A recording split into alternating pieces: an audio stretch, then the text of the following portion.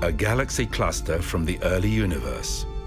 This image is based on data from the European Southern Observatory gathered from the Spiderweb galaxy 10 billion light-years distant. All we know about bodies beyond our solar system comes from telescopes.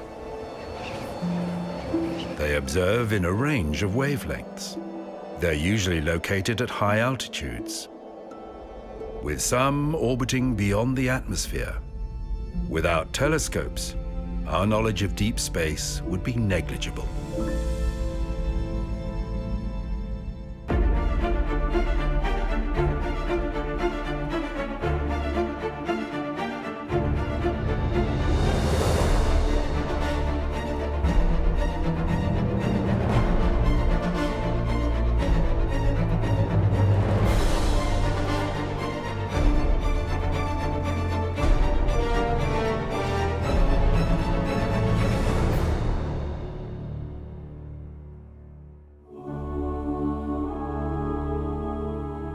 Humanity has always been fascinated with the night sky. Even Stone Age paintings, like this example from the Lascaux caves in southern France, appears to feature the star cluster Pleiades. For the greater part of history, observers of the stars concluded that the heavens revolved around the Earth. This idea had been formalized by Aristotle, who wrote all heavenly bodies were perfect, and they moved in perfect circles with Earth at their center. In 1543, Copernicus published his seminal work De Revolutionibus, which placed the sun where the Earth had been, explaining the apparent daily motion of the stars by the rotation of the Earth on its axis. Other astronomers were quick to adopt the sun-centered model. It was the dawn of the scientific method. While religious leaders disliked astronomers tinkering with the heavens, they tolerated the idea as a mathematical trick that made it easier to predict planetary positions. It would be decades before this new idea of the universe was confirmed. Yet more astronomers were now willing to break with the ancient Aristotelian view of the sun, the moon, and the planets. But a new tool would be needed to make further progress. In 1609, Galileo built a telescope and trained it on the heavens. Observing the phases of Venus and the orbits of moons around Jupiter were enough to convince him that the Copernican model was reality. He was brought before Pope Urban VIII and spent the rest of his life under house arrest. Galileo's writings were banned by the Pope and remained so for more than 2 centuries. Yet their influence continued spreading across Protestant Europe. As a student, the young Isaac Newton studied the modern ideas from Galileo. In 1668, he designed and built a new type of telescope which used curved mirrors instead of lenses. Newton's analysis of planetary movement built on earlier work by Kepler, who suggested that the planets followed elliptical, not circular paths. In his masterwork, the Principia, Newton set out the laws of motion and devised a new branch of mathematics, calculus, that enabled astronomers to accurately plot planetary motions. Phenomena like eclipses could now be predicted with accuracy. A revolution in astronomy had started with the ever-improving telescope and mathematics, essential tools of observation and understanding.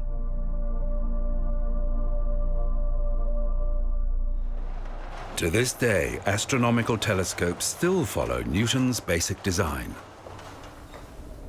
In 1919, the 100-inch Hooker telescope was completed. Located on Mount Wilson near Pasadena, the observatory fostered a growing scientific community. A young Edwin Hubble joined the staff at Mount Wilson. At the time, our galaxy, the Milky Way, was regarded as the universe. Distances to planets within the solar system can be calculated via triangulation. while this method can be used to calculate the distance to close stars, for objects thousands of light years away, it simply isn't practical. Hubble, using a new technique that relied on a special type of star known as a Cepheid variable, demonstrated that objects known as nebulae were galaxies at previously unimagined distances. Copernicus had revealed the solar system, and Hubble had revealed the universe.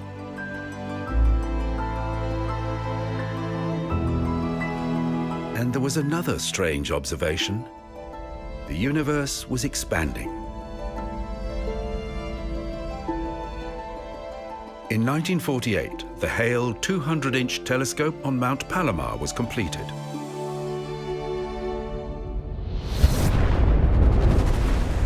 It enabled discoveries regarding the synthesis of the heavy elements in supernova explosions.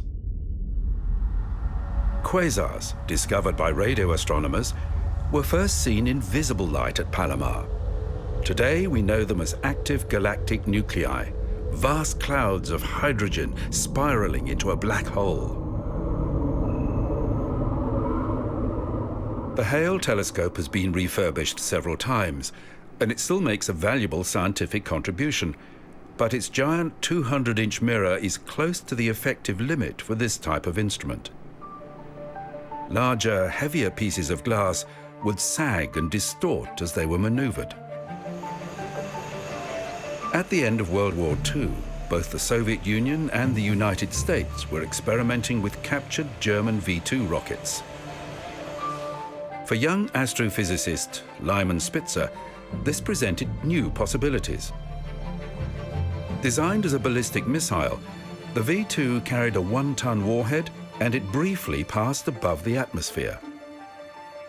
Spitzer realized the warhead could be replaced by a scientific package, and he called for the construction of an orbiting telescope. To Spitzer, the advantages of such a design were clear, but the idea was decades ahead of the technology that could make it possible. In 1966, NASA began work on a series of small orbiting astronomical telescopes. For the first time, astronomers would be able to make observations at the ultraviolet end of the spectrum. This was one of the great advantages Lyman Spitzer had realized about astronomy from above the atmosphere. Two of the craft failed due to technical issues. Range ready? Ready. Water system ready? Affirmative.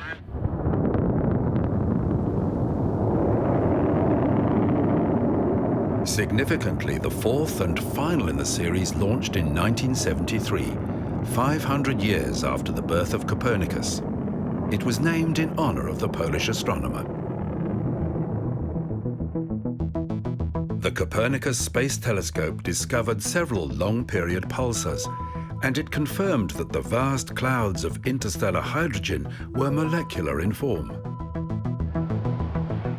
Engineers learned a lot from building these spacecraft, which informed emerging plans for the large space telescope that Lyman Spitzer was continuing to champion. Budgetary constraints led to a reduction of the mirror size, but a design was finalized by the mid-1970s. Because it required sensitivity deep into the ultraviolet, the large space telescope's primary mirror had to be ground to very fine tolerances. Typical optical telescopes conform to a curve accurate to 1/10 that of the wavelength of visible light. But because of the much shorter wavelengths of ultraviolet, this mirror was made within tolerances 10 times narrower. Specifications stipulated handrails and equipment bay doors, allowing the new telescope to be capable of in-space maintenance. Internal instruments would be modular, allowing them to be swapped out simply. Maintenance missions would regularly visit the telescope, taking advantage of the new space shuttle, which would also carry it to its orbit 550 kilometers above the Earth's surface. The servicing missions would give the very expensive space telescope an extended life. As work on the Space Telescope progressed, astronomers became more excited about the possibilities offered by the new instrument. Its location above the atmosphere would enable 10 times the resolution of the largest ground-based telescopes. Not only does the atmosphere block ultraviolet light, it has a distorting effect upon all images.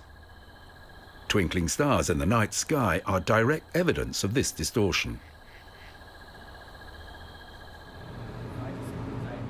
Work on the Space Telescope had slipped years behind schedule, and the Challenger disaster delayed its launch by several more years. But at last it had been formally named. The Hubble Space Telescope was finally loaded into the cargo bay of the Space Shuttle Discovery. On April the 24th, 1990, it was ready for launch. Nozzle check of the SRBs. Firing chain is armed.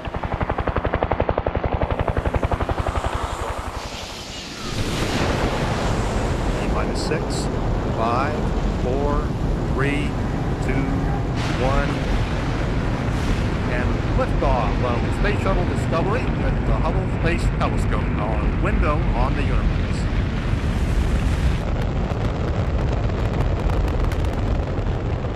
This flight would set a record for the maximum altitude reached by a shuttle. The day after launch, Discovery's crew were cleared to deploy the telescope. Good morning, Discovery. You got a go for HST deploy ops. Hubble is not equipped with thrusters. To point at specific targets, it uses reaction control wheels. Engineers did not want to risk spent fuel contaminating the telescope's precision optics, and it would rely on the shuttle's regular visits to reboost its orbit. Hubble was deployed at an altitude of 614 kilometers. Discovery returned to the ground after a successful mission. Landing gears down and locked. But it would be several months before anyone would see results from the telescope that promised to revolutionize astronomy.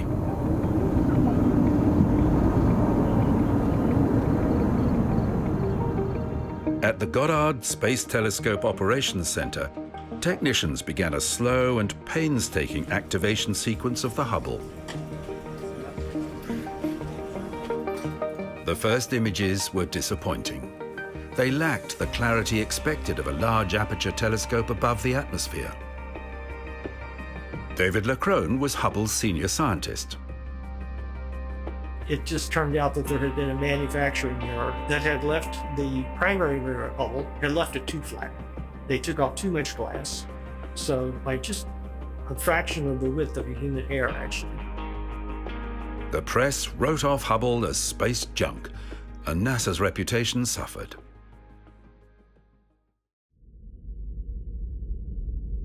Hubble was in orbit and responding correctly to commands from the ground, yet its vision was blurred. NASA had been working on an optical fix for their expensive new space telescope. They understood that it was possible to fit corrective lenses, but there could be no more mistakes. The telescope's subsystems were also scrutinized, and suboptimal items were slated for replacement. Perkin-Elmer, the company that had ground the primary mirror, relied upon a test device that had been incorrectly assembled. The good news was that the error, known as spherical aberration, was consistent. Ball Aerospace was charged with the precision grinding of a series of corrective lenses, housed in a unit that would replace the high-speed photometer. We had the means now to correct the spherical aberration. And because Hubble could be serviced, this wasn't a problem. Mission specialists trained extensively in the neutral buoyancy pool.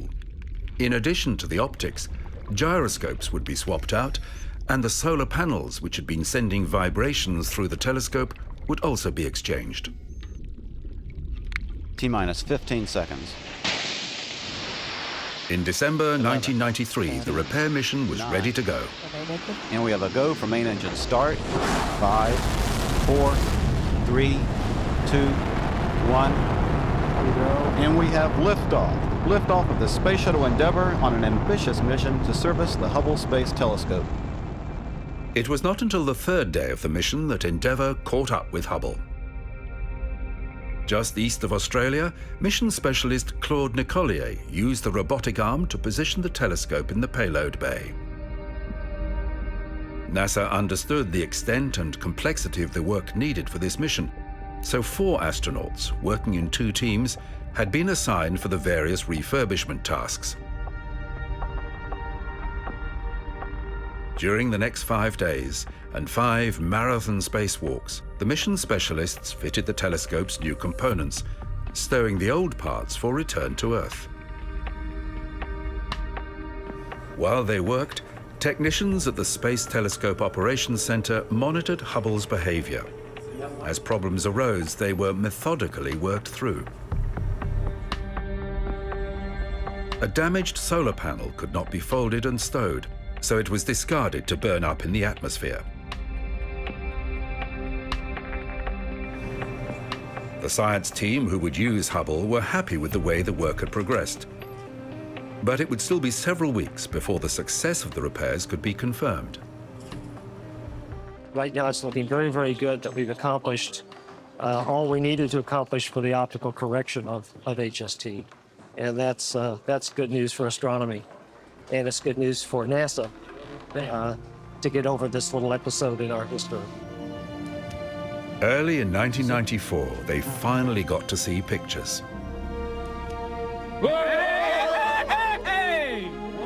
Right there! They were not disappointed. Hubble was now delivering images from deep space of unprecedented clarity. The higher resolution immediately led to the realization that some stars that had been observed for decades were in fact double stars orbiting a common center of mass. When Edwin Hubble used the Hooker telescope to determine that the universe was expanding, he observed redshift, the shift of absorption lines toward the red end of the spectrum of light from distant galaxies. This happens as an object moves away from its observer. The more distant the galaxy, the greater the redshift. This relationship became known as Hubble's law. He used the most advanced technologies of his day. Now, the telescope named in honor of Edwin Hubble was capable of refining his estimates to a much higher degree of precision. Astrophysicists wanted to pin down the Hubble constant, the rate at which the universe continues to expand.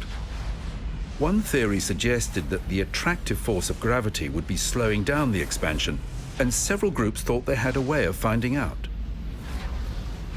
They understood that a particular type of supernova explosion, a type 1a supernova, had a predictable brightness. Accurately recording the brightness of very distant type 1a supernovae would give another clue to their distance. Differences between redshift information and apparent brightness would suggest a change in the rate of expansion. Using ground-based telescopes to find and track changes in brightness of this special type of supernova was extremely difficult. The clarity of images from the Hubble telescope would make this task easier, but scientific peers of these supernova hunters suggested that cosmic dust could reduce the brightness of objects at such great distances. The groups had too few examples to show plausible results, so an accurate figure for the expansion of the universe would have to wait for time on the newly refurbished Hubble. As much as 10% of observational time on Hubble is allocated at the discretion of the Space Telescope's director. In 1995, it was decided to push the Hubble to its limits. They wanted to see into the farthest reaches of the universe. The exercise was known as the Deep Field. Whatever was at the extreme distances they wanted to probe would be very dim, so the telescope would make a time exposure lasting more than 10 days. A target region was selected that was clear of bright local stars. One of the neat things about the deep field, they picked a spot where there wasn't anything. They looked and they said, there's absolutely nothing here. Some astronomers felt that looking at a patch of empty sky for 10 days was a waste of valuable observation time, and it was a technically difficult assignment. There's an exposure time that's expressed, I think it's 11.2 days. But probably what's more important is how many orbits it took us to do that. 400 orbits of Hubble data to take that image. Hubble revealed that the blank area of sky was not empty at all. We see some of the faintest objects showing up in these images, and those faint objects are often distant galaxies. These deep fields have revealed visually to us a universe absolutely teeming with galaxies, hundreds of billions of galaxies. In one deep field alone, we can see 1,000 of these little smudges of light, which are distant galaxies.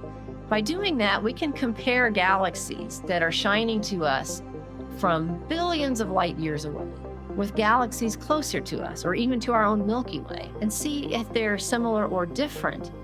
What Hubble has revealed is that the universe has in fact changed over these billions of years of time. It's an investigation that Hubble has repeated throughout its life, particularly after each upgrade.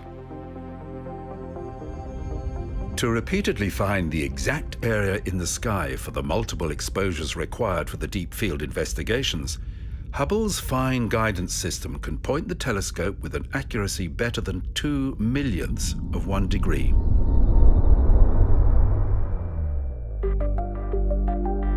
Three fine guidance sensors can lock onto guide stars, and 6 rate gyro assemblies are used to determine the rate and direction of any drift. Both systems send information to the guidance computer that generates corrective instructions for the 4 heavy reaction control wheels. As a wheel rotates, the telescope will move in the opposite direction. Combined movement of the 4 angled wheels can point the telescope with extreme precision. Because they have moving parts and are subject to wear, the reaction control assemblies are modular and designed to be easily replaced. One assembly was replaced during the second servicing mission in 1997. At the same time, the observatory received a new solid-state data recorder and a near-infrared camera that gave the telescope greater reach. After the 10-day refurbishment, Hubble was set free, essentially a new telescope. And it had a new capability. Its near-infrared camera could see light that was not blocked by interstellar gas and dust. This was important for the teams trying to get an accurate figure for the expansion rate of the universe. They had divided into 2 multinational groups: the Supernova Cosmology Project, led by Saul Perlmutter, and the High Z Supernova Search Team, led by Brian Schmidt. Essentially, they followed similar methodology, with most of their work being done using ground-based telescopes. Yet it took observations from the Hubble Space Telescope to dispel doubts about dust possibly skewing their data. However, both groups hesitated in publishing their results because they were not what anybody had expected. The expansion of the universe was speeding up, driven by a mysterious force, dark energy. The result was so significant, it led to the Nobel Prize for Physics. Professor Saul Perlmutter, Professor Brian Schmidt, Professor Adam Rees. You have been awarded the Nobel Prize in Physics for the discovery of the accelerating expansion of the universe. It was one of those discoveries that answers one question, but raises many others. Nobody really understands dark energy or dark matter, and cosmologists are bemused that what we see makes up only 4% of the universe. Hubble's technical advances would help astronomers across a number of areas. But during the 1990s, there were design advances made in terrestrial telescopes too. The limiting factor in telescopes had always been mirror size, but in 1989, the European Southern Observatory completed the new technology telescope, which had a very thin 3.6-meter mirror. Its designers addressed the issue of distortion with computer-controlled actuators that flexed the thin mirror to preserve the accuracy of its curve. Known as active optics, this technology has been adopted by all modern observatories. In the mid-1990s, the twin Keck telescopes on Mauna Kea in Hawaii saw first light. Each has a 10-meter primary mirror made up of 36 hexagonal segments. Through the use of active optics, actuators positioned behind the segments enable them to act as a single mirror. The Keck Observatory introduced a laser system that enables each telescope to monitor atmospheric turbulence and dynamically readjust its mirrors to compensate for the atmospheric distortion. Again, this technique, known as adaptive optics, has been adopted around the world. NASA engineers were aware of these developments, particularly the segmented optics, and they made plans for the next-generation space telescope with a set of hexagonal mirrors that could be folded up during launch to be unfurled in space. Hubble was still returning outstanding scientific results, and it would be decades before it could be replaced. To keep public and political engagement, NASA made sure that batches of its more spectacular images were released regularly.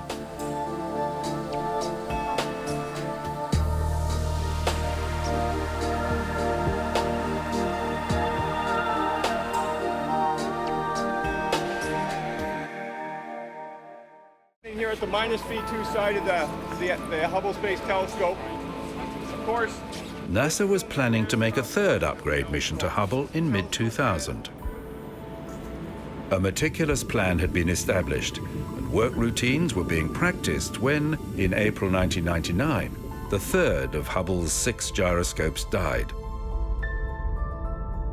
The telescope could still function perfectly on the remaining 3, but any further gyro malfunctions would disable it.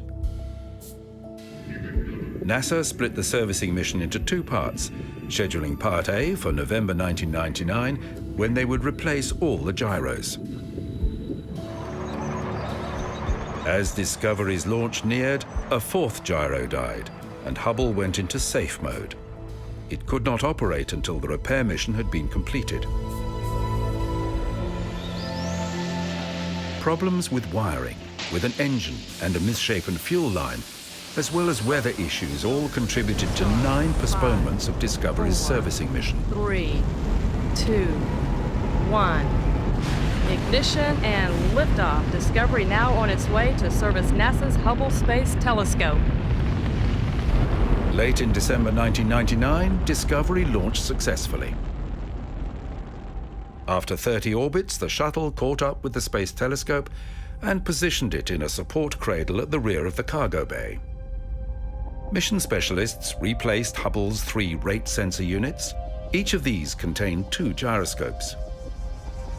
During 2 subsequent spacewalks, the astronauts replaced Hubble's original computer with a far more powerful unit, and the 2 remaining reel-to-reel data recorders were replaced with a solid-state recorder. The original flight schedule called for a 10-day mission. Landing gear down. But this was shortened to 8 days to avoid the calendar change to the year 2000. Touchdown. Flight planners were nervous about some ground support computers being upset by the Y2K bug. The mission was a success, but the second part of Hubble's maintenance had to wait 14 more months. Yet, even as the Space Telescope was completely renewed, engineers were planning the next servicing flight. Scheduled for late 2005, the mission would introduce the very latest technology to equip Hubble with abilities that were not contemplated when it was originally built.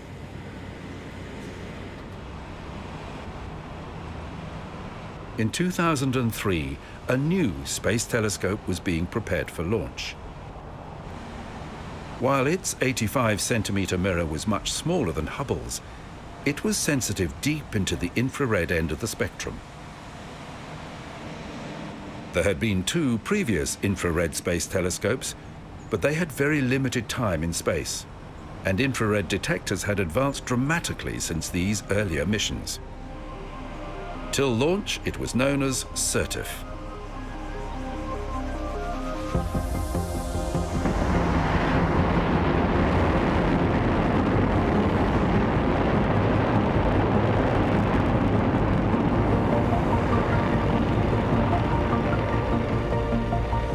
When it was successfully positioned in its Earth-following orbit around the Sun, it was renamed the Spitzer Space Telescope, in honor of Lyman Spitzer, the man who championed space-based observatories. Spitzer carried 360 liters of liquid helium to cool its infrared detector to near absolute zero. It was able to penetrate vast dust clouds, revealing very faint, very distant stars, transforming astronomers' ideas about very familiar bodies.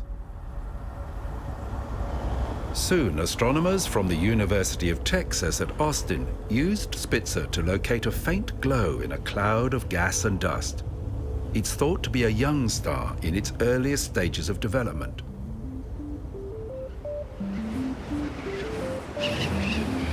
In 1999, during a survey of relatively close stars, a red dwarf, slightly larger than Jupiter, was discovered in the Aquarius constellation. It's an old star, 3 billion years older than our Sun.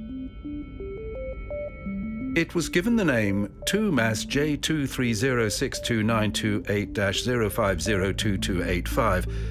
Not a very catchy title, but it was of great interest. Astronomers were looking for exoplanets, planets orbiting stars outside our own solar system. And this particular star was small enough to dim significantly should it have a planet that crossed its face.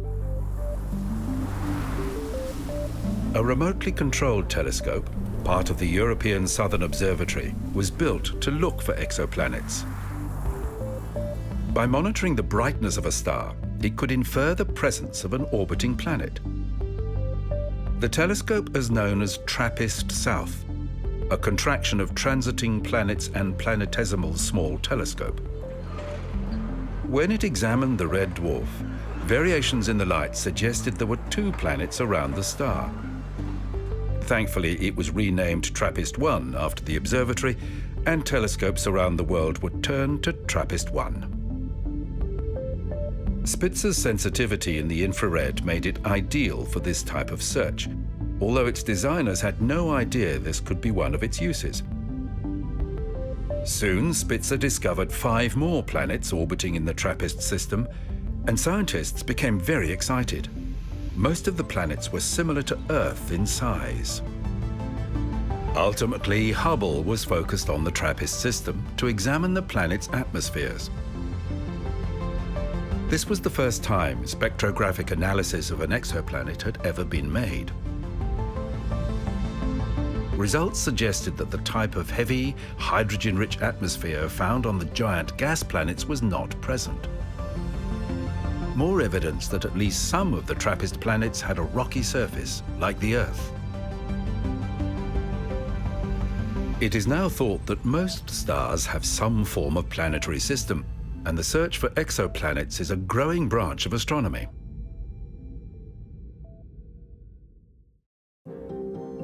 Columbia, Houston, com check. February the 1st, 2003. Columbia, Houston. The space shuttle Columbia breaks up while re-entering the atmosphere. All crew die. Shuttle flights are suspended pending an inquiry and a redesign of faulty components. All future flights will be limited to the International Space Station, where the crew of a damaged shuttle could await rescue. Upon completion of the space station, the shuttle fleet will be retired. There will be no more servicing missions to the Hubble Space Telescope. Hubble's orbit, shown in blue, is at a different inclination to that of the International Space Station, shown in red. With only limited maneuvering fuel, it would be impossible for the shuttle to change to the ISS's steeper orbit. Across the United States and in the corridors of power, this was not a popular decision. Over more than a decade in operation, Hubble discoveries prompted the rewriting of textbooks, and its steady stream of beautiful images had convinced everybody that the orbiting telescope was worth supporting. Michael Griffin became NASA chief in June 2005. After the shuttle's successful resumption of service, he made an important announcement. We are going to add a shuttle servicing mission to the Hubble Space Telescope to the shuttle's manifest to be flown before it retires.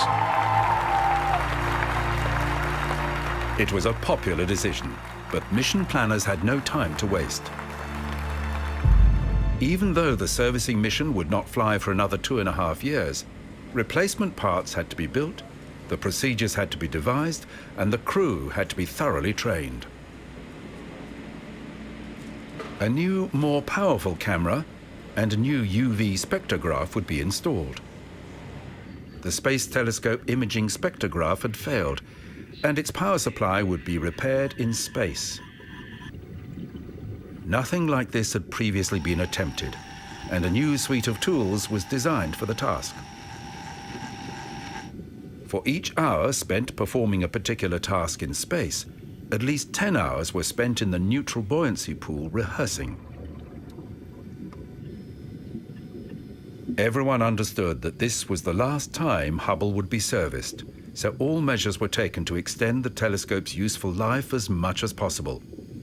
Critical systems, the gyros, the computer, and the batteries were all to be replaced.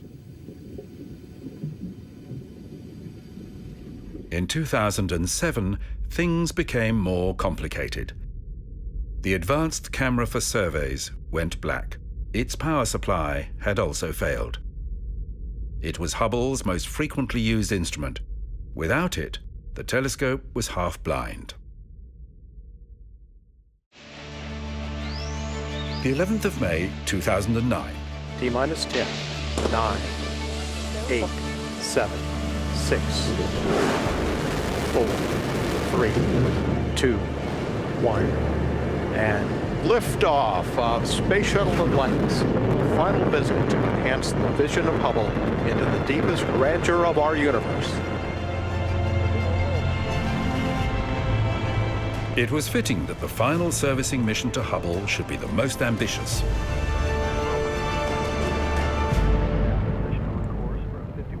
Over 5 spacewalks, all objectives were achieved, though there were difficulties. A bolt was stuck, and one of the replacement rate sensing units refused to fit into its slot. In NASA fashion, these problems were solved. Brute force shifted the bolt, and a spare rate sensing unit did fit. You want the cutters now or down at the mink? Again, Hubble was released with capacities beyond its original design. Motion is stop, Scooter. Okay, here comes the burn. 10 down pulses. Mark. At the base of the telescope, the astronauts had fitted a capture ring. At the end of its life, a robotic spacecraft will grab the telescope and nudge it toward Earth, where it will burn up. That's 10. Okay, Flight controller's off. 1857.20. Okay, I need the mic.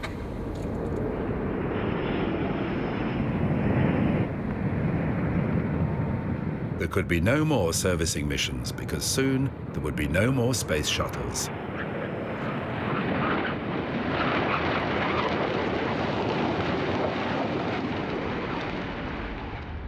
While Hubble continued making valuable contributions to astronomy, the science community began to focus on its successor. The next generation space telescope had now been renamed James Webb after NASA's Apollo-era administrator. Construction of the new space telescope was underway in the early 2000s, with a launch date set for 2010. As work progressed, it became obvious that this was overly optimistic, and the schedule continued to be pushed into the future. Compared to Hubble, it is huge, yet it's only half Hubble's weight. Astrophysicists wanted to see deeper and further back in time to the earliest days of the universe, and so Webb was designed with sensitivity into the very low end of the infrared spectrum. What makes the Webb telescope so special are its 18 hexagonal mirrors. They are made from strong yet light beryllium and are coated with a thin layer of gold with a very fine overlay of glass. They align to work as one giant mirror 6.5 meters in diameter.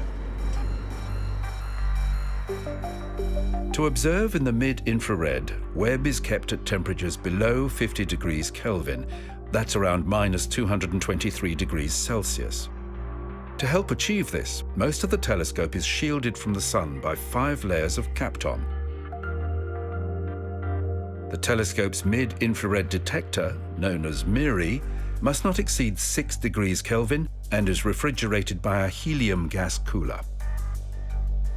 The fully deployed telescope could not be accommodated by any rocket, so it had to be folded to fit inside the payload stage of an Ariane 5. As part of its contribution to the multinational nature of the Webb telescope, the European Space Agency was bearing the cost of the launch from French Guiana.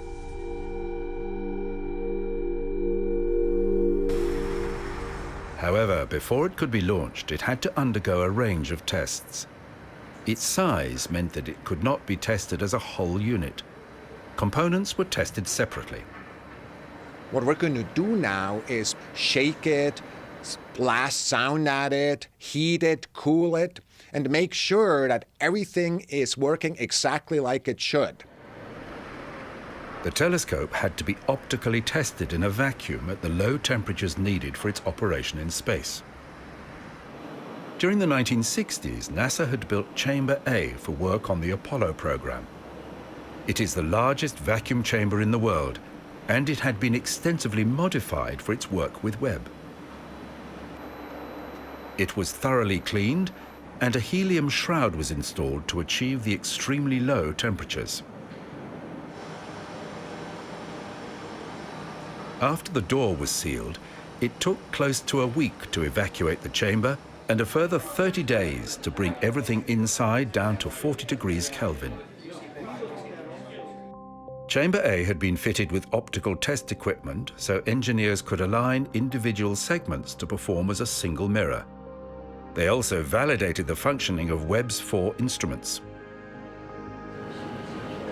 Everything performed as intended, and by late September 2017, the team began allowing the telescope to return to room temperature.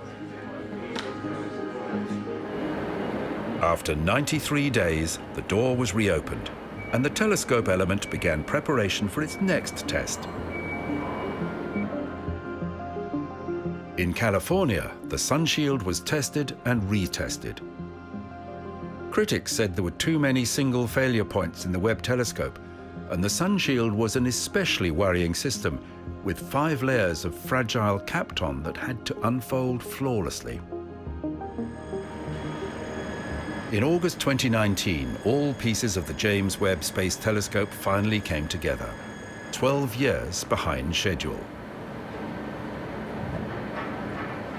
Recommendations made by an independent review board that had to be implemented, and the COVID pandemic pushed the launch date out by a further 2 years.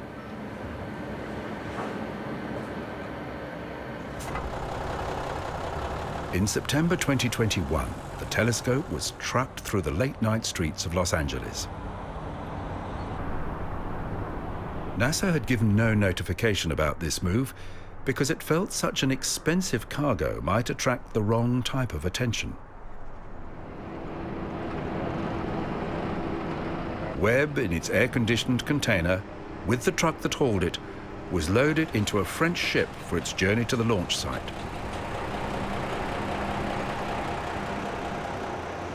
"14 days later, it arrived at Kourou. From this point, it was effectively in European hands. At the launch center, Webb was readied for fueling. Unlike Hubble, the Webb telescope has thrusters for mid-course corrections and for station keeping. technicians need protective suits because the hypergolic fuel is highly toxic. The fuel is a scarce resource that will limit the telescope's life. It was hoped that, with careful use, this fuel would last for 10 years. At the same time, the Ariane 5 was being assembled. The Webb telescope was to be the most expensive payload any rocket had ever lifted.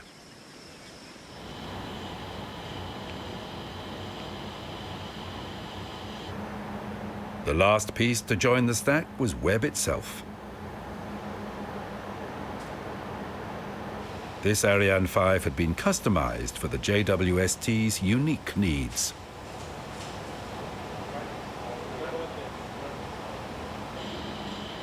The fairing that protected it during its ascent had to have extra venting ports. Any difference in pressure as the fairing was discarded could damage the fragile sunshield. And because clearance between Webb and the fairing was so narrow, special laser guidance devices had been devised to ensure a perfect fit. There was just enough room to allow for the telescope's expected movement within the fairing during launch. It had taken 2 months to complete the launch preparations and a further 3 decades to design and build the James Webb Space Telescope. 7, 6, 5. Finally, on Christmas Day in 2022, it was ready. Stop. Allumage Vulcain. Allumage UAP. Décollage.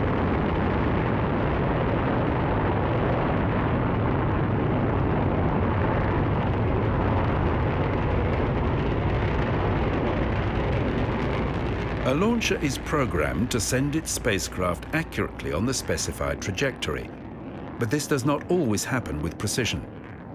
To compensate for inaccuracies, the flight plan had scheduled 3 course correction maneuvers that Webb would make during the cruise phase. Webb was headed for the second Sun-Earth Lagrangian point, where the Sun and the Earth's gravitation are in balance. 1.5 million kilometers distant, the Space Telescope receives almost no heat from the Earth or the Moon. The spacecraft adopted a halo orbit around L2, requiring very little propellant to maintain a stable position. Webb is designed to function at extremely low temperatures, and until it could deploy its sunshield, it was vulnerable to solar damage. To minimize intense heating to any individual parts of the telescope, the Ariane's upper stage made a series of rolling oscillations. Usually, the launch is the most difficult part of any space mission, but during the month that it took Webb to reach the L2 point, it had to carry out the most complex deployment any spacecraft had had to handle. Its designers knew that during deployment, there were 344 single points where a failure would render the Webb telescope useless.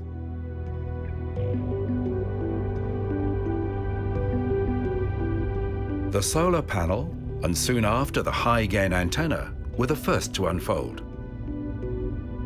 They were the only components to deploy automatically. Then came the first course correction maneuver. So accurate was the launch that the mid-course corrections were far smaller than expected. This doubled the amount of fuel left for station keeping, effectively adding a further 10 years to the telescope's life. From then, all other deployments were initiated by command from the ground and closely monitored. It took 14 days for all the pieces to unfold into their operational positions, yet the telescope had not reached the L2 point, nor had it cooled to its operating temperature. After unfurling the sunshield, Webb was adjusting to its operational mode, with a hot side featuring the solar panel, the communications dish and the thrusters, and a cold side with all the optical components and data processing safely protected from the sun.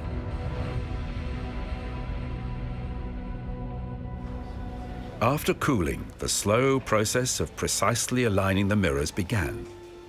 At a distance of 1.5 million kilometers, engineers at the Space Telescope Science Institute began microscopic adjustments to the 18 mirror segments. This took a further 6 months. Only then was the Webb Space Telescope ready to begin its scientific work. The scientific community understood that the technical advances in Webb's design were so great that they could expect surprises.